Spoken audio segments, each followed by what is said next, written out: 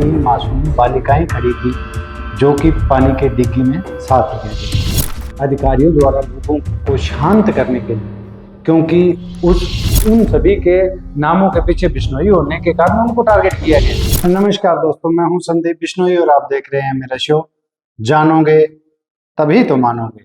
दोस्तों, बात 18 फरवरी 2025 की है। नोखा तहसील जिला बीकानेर के एक गांव देवनाडा में प्राइमरी स्कूल में सुबह 10:15 बजे के करीबन पानी की टंकी, जिसे अलग अलग भाषा में पानी के टांका, डिग्गी या कुंड अलग अलग भाषा में बोला जाता है, तो उसकी छत गिर गई और छत गिरने से पानी जो है वो जोर से बाहर की तरफ निकला, क्योंकि डिग्गी भरी हुई थी। और पानी उछल कर जब बाहर आया तो उसके बगल में ही 3 मासूम बालिकाएं खड़ी थी जो कि पानी के डिग्गी में साथ ही गिर गई। आंगन फांगन में गांव वालों की मदद से पानी खाली करवाया और बालिकाओं को बाहर निकाला, परंतु तब तक देर हो चुकी थी और बालिकाओं ने दम तोड़ दिया था। घटना बेहद ही गंभीर और असहनीय थी। बालिकाओं की मृत्यु से चारों ओर प्रश्न खड़े होने लगे थे कि दोषियों के खिलाफ सख्त से सख्त कार्रवाई हो और इसमें किसकी गलती है, ये किस कारण हुआ, इसकी जांच हो। तो दोस्तों, स्कूल में उस वक्त एक ही अध्यापक सुशील बिश्नोई थे जो कि दिव्यांग भी है। वे चाहकर भी कुछ ना कर सके। दूसरी अध्यापिका संतोष बिश्नोई जी थी जो उस वक्त प्रशासनिक मीटिंग में गई हुई थी। आंगन फागन में मुद्दे को बढ़ता हुआ देख अधिकारियों द्वारा लोगों को शांत करने के लिए, क्योंकि उसके 1-2 दिन बाद जो वहां के गांव के जो लोग थे उन्होंने धरना वगैरह दे दिया था और प्रशासन से सख्त कार्रवाई की अपील की थी। तो इस घटना में अध्यापक सुशील बिश्नोई, अध्यापिका संतोष बिश्नोई और ग्राम विकास अधिकारी जो भी एक बिश्नोई है उसको निलंबित कर दिया गया। प्राथमिक विद्यालय है देवानाडा, जबकि की 3 बच्चे हैं जबकि एक टांके में पड़वाऊं खत्म होगी, बांगो निधन होगो। वो पूरा कई मामलो है कि हम देखो सही मामले ने कि भाई ईमान अधिकारियों की कति बड़ी लापरवाही है। सबकी लापरवाही है, सबकी बहुत लापरवाही है। और पहले भी सूचना कर दी यानी, तो यार लापरवाही नहीं हुई। कार्रवाई अंधेर नगरी और चौपट राजा वाली कहानी के मुताबिक हुई थी, जिसमें किसी न किसी को तो सजा देनी होती है। तो उसी प्रकार यहाँ भी ऐसी ही कार्रवाई। शायद उच्च अधिकारी को इस बात का पता था कि अगर किसी और वर्ग के अधिकारी या लोगों के खिलाफ कार्रवाई की तो वे लोग धरने पे बैठ जाएंगे या आंदोलन करेंगे। तो इस समाज में ऐसा नहीं होने वाला, क्योंकि बिश्नोई समाज तो सो रहा है, तो इन्हें ही बलि का बकरा बनाएंगे। दोस्तों, जिन तीनों को निलंबित किया गया था उनका घटना के साथ सीधे तौर पर कोई ताल्लुक नहीं था, परंतु बिश्नोई होने के नाते बलि का बकरा उन्हें बनाया गया। अधिकारियों ने एक दिव्यांग और एक महिला के अलावा कोई और नहीं मिला था। स्कूल में जो डिग्गी का निर्माण था वो क्या शिक्षकों ने करवाया था? पैसे है वो तो ठेकेदार खा गया। प्रमाण पत्र है जो JEN ने दे दिया, उन पर किसी तरह की कार्रवाई क्यों नहीं हुई? आप ही बताइए। निर्माण कार्य और डिग्गी कमजोर बनी थी तो क्या शिक्षक किस बात के दोषी हैं? हालांकि संतोष बिश्नोई जो शिक्षिका हैं उनके द्वारा अधिकारियों को पत्र लिखकर सूचित भी किया गया था, परंतु वे ये कहते हुए पल्ला झाड़ दिया कि पत्र फर्जी है। दोस्तों, ये कार्रवाई बिल्कुल जाति विशेष वर्ग को लेकर की गई है, यानी कि बिश्नोइयों के खिलाफ ये कार्रवाई की गई है, क्योंकि उन सभी के नामों के पीछे बिश्नोई होने के कारण उनको टारगेट किया गया है, क्योंकि तीनों बिश्नोई थे और उनका डिग्गी निर्माण में किसी अन्य तरीका से या दुर्घटना से कोई ताल्लुक तो था ही नहीं।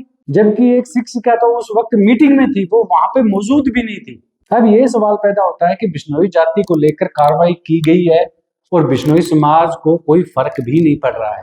तीनों निलंबित होने के बाद दर दर भटक रहे हैं, परंतु बिश्नोई समाज में उनका कोई साथ भी नहीं दे रहा है और उनकी आवाज कोई सुन ही नहीं रहा है। कोई जनप्रतिनिधि है वो इस बात को सुनने को तैयार ही नहीं। दोस्तों, आज बिश्नोई समाज अगर राजस्थान में इतना कमजोर हो गया है, राजस्थान में, फिर दूसरे राज्यों में तो क्या होगा? समाज को उन तीनों की बात सामाजिक लेवल पर उठाकर इस मसले को हल करवाना चाहिए था, लेकिन नहीं, ऐसा नहीं हुआ। आज अगर हमें नहीं जागे तो फिर बिश्नोई लोगों को टारगेट किया जाता रहेगा। हाँ, अगर कोई इनमें से दोषी होता तो हमें कोई आपत्ति नहीं थी, जो कि किसी भी उचित कार्रवाई में हम भी सहमत होते, परंतु ये तो आप सभी के सामने है ये घटनाक्रम जो मैंने बताया है। तो इसमें उन शिक्षकों की क्या गलती थी? फिर भी द्वेषपूर्ण जो कार्रवाई हुई है इनके खिलाफ, लेकिन करे क्या, बिश्नोई समाज में एकजुटता नहीं है। लेकिन कम से कम जब बात बिश्नोई समाज की आ जाए तब तो हम सभी को पार्टी या आपसी द्वेष या मतभेद से ऊपर उठकर समाज के लिए खड़ा होना चाहिए, वरना फिर बिश्नोई को एरा गैरा व्यक्ति भी शोषित करने लग जाएगा। आज इनके साथ हुआ है, कल को किसी दूसरे के साथ होगा, फिर क्या हमारे परिवार वालों के साथ भी हो जाएगा। समाज का नेता और मुखी या जनप्रतिनिधि व्यक्ति तो फोन ही नहीं उठा रहे हैं, तो फिर क्या वो सिर्फ वोट लेने ही आएंगे? समाज के प्रति उनका कोई दायित्व नहीं है?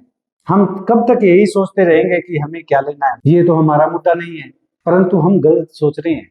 कबूतर अपनी आंखें बंद कर ले तो भी बिल्ली वहां से नहीं जाती। पट्टियाँ टूटने से पानी अंदर गिरा, अंदर गिरते ही पानी बाहर आया, बाहर आते ही बच्चियाँ साइड में खड़ी थी, पानी ने खींच लिया बच्चे। मेरा सभी राजस्थान, पंजाब, हरियाणा और देश में जहां पर भी बिश्नोई है उन सभी से विशेष आग्रह है कि आप इस मुद्दे पर जोरदार आवाज उठाओ।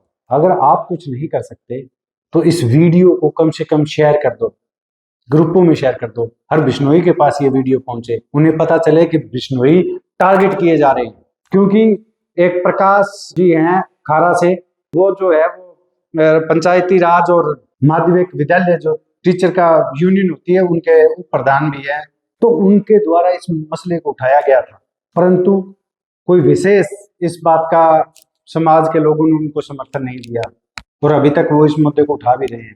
तो मेरा ये आप सभी से निवेदन है कि आप सभी एकजुट होकर इस मसले पर आवाज उठाएं, वरना हमारे साथ फिर ऐसा द्वेषपूर्ण व्यवहार होता रहेगा और लोग करते रहेंगे। बिश्नोई समाज इतना कमजोर नहीं है, लेकिन आपसी द्वेष या मुझे क्या लेने देने वाले मुद्दे को लेकर चुप करके बैठा है। अगर किसी और समाज के साथ ऐसा जाति विशेष वर्ग को लेकर अगर ऐसी घटना हुई होती तो आप देखते वो समाज सड़कों पे उतर जाता है। लेकिन हमें अपने समाज के लोगों के कर्तव्यों के प्रति, हमारे अधिकारों के प्रति, हमारे दायित्वों के प्रति हमें सजग होना पड़ेगा। आप इस वीडियो को शेयर कीजिए, ज्यादा से ज्यादा फैलाइए, क्या पता हमारे समाज के अग्रणी व्यक्तियों को थोड़ी शर्म आ जाए और वो इस मुद्दे को जो है गंभीरता से लेते हुए कोई कदम उठा ले। दोस्तों, राजस्थान में अगर बिश्नोई टारगेट होने लगे, जो कि राजस्थान में तो सबसे ज्यादा बिश्नोई बहुल क्षेत्र है और वो भी नोखा जैसे तहसील में, तो फिर दोस्तों और कहीं तो उम्मीद ही क्या कर सकते हैं हम। दोस्तों, मेरा इस वीडियो बनाने का मेन उद्देश्य था बिश्नोई समाज को इस घटना से अवगत कराना, क्योंकि ये पूर्ण द्वेषपूर्ण जो है कार्रवाई हुई है। प्रकाश जी ने जब अधिकारियों को फोन किया तो उन्होंने मुझे बताया कि उच्च अधिकारियों को दबाव बनाया जा रहा था भी किसी न किसी को तो बलि को बकरा बनाना ही पड़ेगा, तो उन्होंने और किसी को ना बनाते हुए सिर्फ जो ये 3 व्यक्ति थे जो बिश्नोई थे, तीनों को टारगेट कर लिया। तो अब मुझे ये आप बताइए भी, ना तो शिक्षा जो अध्यापक थे उन्होंने ना तो डिग्गी का नाम निर्माण करवाया, उनके आने से पहले डिग्गी बनी हुई थी, और उनके जो उन्होंने पत्र लिख के दे दिया था उसके बाद भी अब वो उन्हें फर्जी बता रहे हैं। तो इसका शिक्षकों को पढ़ाने का काम तो रहता है ना। अगर वो दिव्यांग था, वो कुछ नहीं कर पाया बेचारा, उसके एक हाथ और पैर में पोलियो हुआ है, उसके मौजूदगी में जब डिग्गी का जो वो छत गिरा तो आसपास के जो गांव के लोग आए थे, उन्होंने हर संभव प्रयास किया, उन्होंने बहुत बहादुरी भी दिखाई, वो डिग्गी के अंदर भी कूदे, लेकिन डिग्गी काफी गहरी थी, तैरना वहां पे नहीं आता था, लेकिन उन्होंने प्रयास किया, लेकिन देर हो चुकी थी क्योंकि बालिकाएं छोटी थी और फिर खुदा को शायद यही मंजूर था।